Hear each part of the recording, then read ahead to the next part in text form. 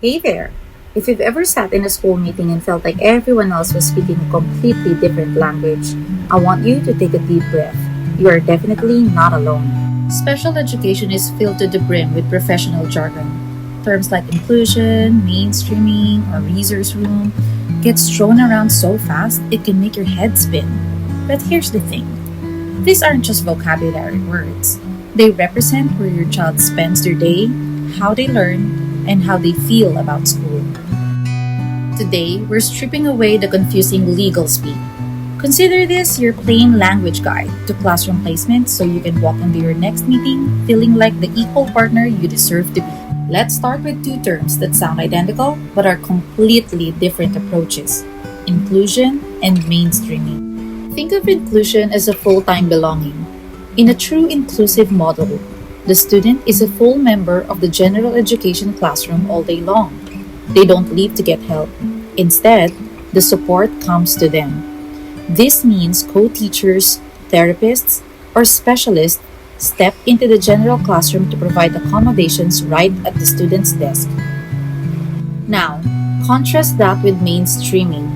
In this setup, the student is primarily based in a special education class. However, they visit the general education classroom during specific times, often for subjects where they can readily keep up academically or during social periods like art, music, PE, or lunch. The big takeaway? Inclusion adapts the environment for the child. Mainstreaming expects the child to adapt to the standard environment. Next up, let's look at two placements that offer higher levels of direct, specialized support: the resource room and self-contained classrooms. A resource room is a hybrid model. Your child spends the vast majority of their day in the regular general education classroom. But for a specific block of time, say 45 minutes a day, they pull out to visit a smaller room. Here, a specialist gives them targeted small group instruction to work on specific goals, like reading decoding or math strategies, before they head back to their main class. Then we have the self-contained classroom.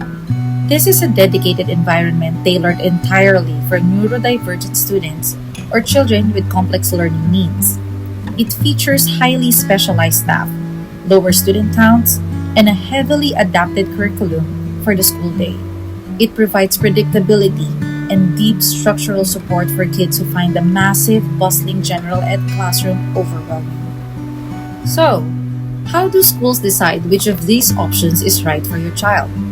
It all comes down to a golden rule in education law known as LRE, or the least restrictive environment. By law, your child has the right to be educated alongside their typical peers as much as humanly possible. LRE isn't a specific place, it's a guiding principle. It states that a school must try bringing supports, accommodations, and assistive technology into the regular classroom before they make the decision to move the child out to a more isolated room. Separate is only acceptable when the nature or severity of the disability means education in regular classes, even with extra help, can't provide a successful learning experience. On paper, this spectrum of choices sounds beautiful, and honestly, we should celebrate how far we've come. Decades ago, many neurodivergent children weren't allowed in public schools at all. But if we're completely being honest and critical, the system as it stands today often falls short. Too frequently, placements are decided by a school's budget, staffing shortages, or rigid scheduling rather than what a unique child truly needs.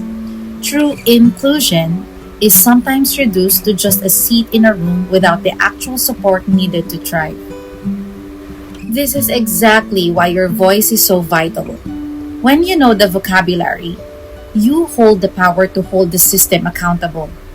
Don't let confusing terms keep you quiet at the decision-making table. You know your child best. If this guide helped clear the fog today, hit that like button, subscribe for more plain language education breakdowns, and drop a comment below. What's one jargon word you want me to demystify next? See you in the next video.